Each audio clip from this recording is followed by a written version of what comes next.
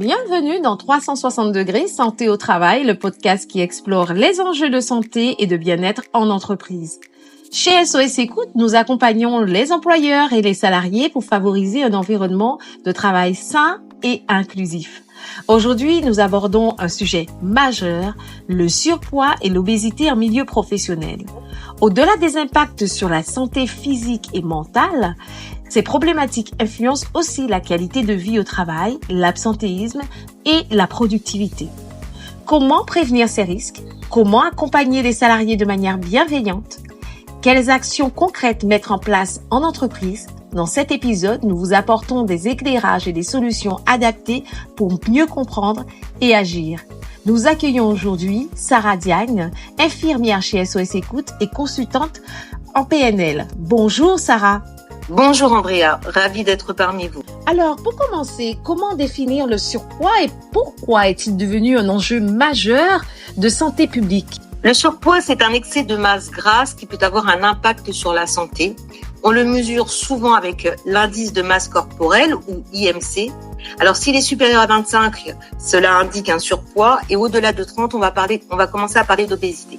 Alors, je tiens à préciser que ce n'est qu'un indicateur et si vous voulez calculer votre IMC, il suffit d'aller sur Internet et IMC, vous pourrez trouver nombre de calculateurs pour savoir où vous en êtes. Alors, ça reste un indicateur. Il faut prendre en compte aussi votre âge, votre masse musculaire, votre masse osseuse.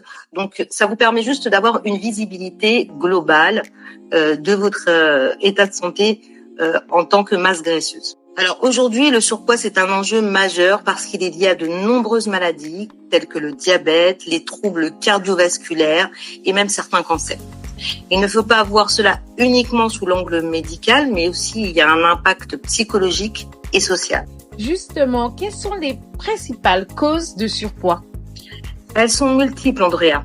Il y a bien l'alimentation déséquilibrée, trop riche en sucre ou en gras, mais aussi le manque d'activité physique. Le stress et le manque de sommeil jouent un rôle énorme. Ils dérèglent notamment les hormones qui régulent la faim. Et puis, il y a des facteurs émotionnels et psychologiques, notamment les compulsions alimentaires liées à l'anxiété ou les traumatismes. Comment peut-on prévenir le surpoids au quotidien? L'idéal, c'est d'adopter une approche globale. Une alimentation variée et équilibrée, oui, mais sans restriction excessive, parce que les régimes stricts mènent souvent à l'effet yo-yo. Il faut alors bouger régulièrement et je ne parle pas nécessairement d'un sport intensif, mais marcher 30 minutes par jour de manière assez dense, prendre les escaliers au lieu de l'ascenseur, ça compte déjà énormément. Et enfin, il faut travailler sur son bien-être mental, apprendre à gérer son stress, améliorer son sommeil et identifier ses émotions pour éviter les prises alimentaires compulsionnelles. Si une personne est déjà en surpoids et qu'elle veut agir, par où peut-elle commencer? Alors déjà, on commence par l'acceptation. Et si elle veut déjà avancer sur ce point, c'est déjà un pas énorme. Le but, ce n'est pas de se juger, mais de comprendre tout ce qui nous a amené à cette situation. Ensuite, on peut commencer par des tout petits changements. Boire un peu plus d'eau, ajouter plus de légumes au repas, écouter sa faim et sa satiété. En PNL, on parle beaucoup de petits pas. L'idée, c'est d'avancer progressivement que de tout révolutionner d'un coup, ce qui est souvent un échec. Et surtout, il faut éviter la culpabilité. Chaque effort compte. Comme on le dit en créole, c'est graine d'iri qui a fait sac d'iri. Exactement, Andrea. Parlons un peu de la dimension psychologique. Comment la PNL peut-elle aider une personne en surpoids à se sentir mieux et à atteindre ses objectifs? La PNL, c'est un outil puissant pour changer notre regard sur nous-mêmes et sur notre rapport à la nourriture. Par exemple, elle permet d'identifier, de transformer les croyances limitantes, notre identité, l'étiquette qu'on nous a donnée ou que l'on s'est donnée. On travaille aussi sur notre objectif de perdre du poids qui sera nourri par notre valeur, une des valeurs importantes à nos yeux. Et puis, on va chercher à stopper les compulsions par des protocoles qui sont bien spécifiques. Et justement, comment peut-on s'épanouir et se sentir bien dans son corps, même en étant en surpoids? L'épanouissement ne dépend pas du chiffre de la balance. Il faut apprendre à aimer son corps ou en prendre soin avec bienveillance. bouger pour le plaisir, porter des vêtements dans lesquels on se sent bien, se reconnecter à ses sensations. C'est un travail de fond. Et puis, il faut apprendre à se dissocier du regard. Peut-il y avoir des répercussions à plusieurs niveaux en milieu professionnel? Sur le plan de la santé, elle est associée à un risque accru de maladies chroniques comme le diabète, les troubles cardiovasculaires comme je le disais, et les TMS. Les TMS qui sont troubles musculo-squelettiques. En effet, le poids va porter sur les articulations et entraîner leur usure prématurée, surtout en cas de port de charge ou de manutention. Ces pathologies peuvent entraîner des absences répétées ou prolongées, impactant la continuité du travail. Et puis, sur le plan de la santé mentale, l'obésité peut également affecter l'estime de soi, générer du stress, notamment en raison de la stigmatisation sociale. Cela peut mener à une diminution de la productivité ou à une difficulté à intégrer pleinement une équipe. Et maintenant, quelles conséquences pour les entreprises? Peut-on dire que cette problématique de surpoids et d'obésité peut avoir des conséquences sur les entreprises? Oui, elles peuvent entraîner des conséquences comme la hausse de l'absentéisme, mais aussi la diminution de la productivité liée aux arrêts de travail. Mais aussi parce que la personne concernée peut avoir des difficultés à être pleinement opérationnelle en raison de douleurs ou de fatigue chronique qu'il faudra prendre en compte. Les postes nécessitant des efforts physiques peuvent être particulièrement touchés par des accidents du travail. Est-ce que c'est un sujet difficile? Parce que c'est vrai avec notre expérience chez SOS Écoute, nous avons pu observer que aborder ce sujet du surpoids et de l'obésité est un sujet qui est difficile pour les employeurs. Alors, absolument, Andrea. Il touche à l'intime. Les employeurs hésitent à en parler par crainte de stigmatiser ou de discriminer.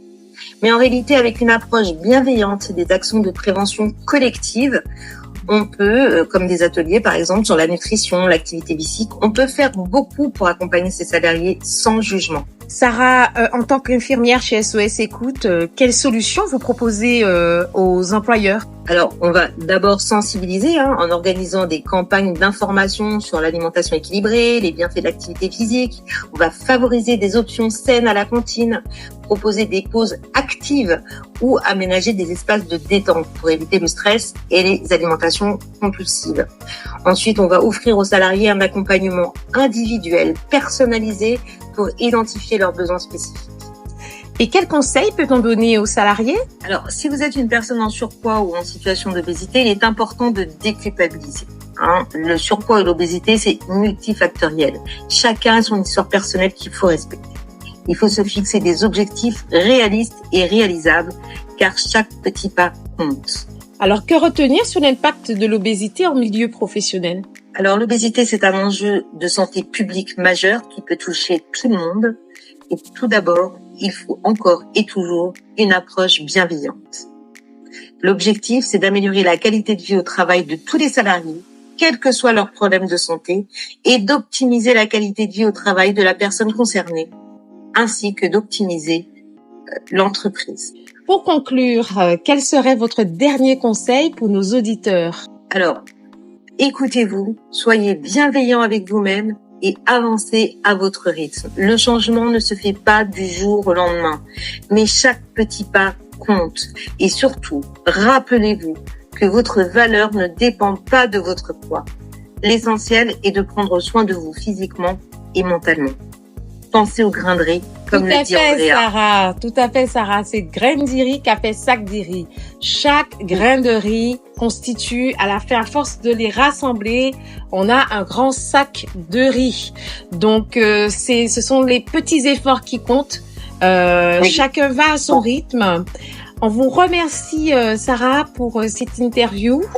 Avec plaisir. En tout cas, à bientôt pour d'autres épisodes, Sarah. Je tiens à faire rappeler aux auditeurs que vous pouvez vous abonner à notre chaîne YouTube.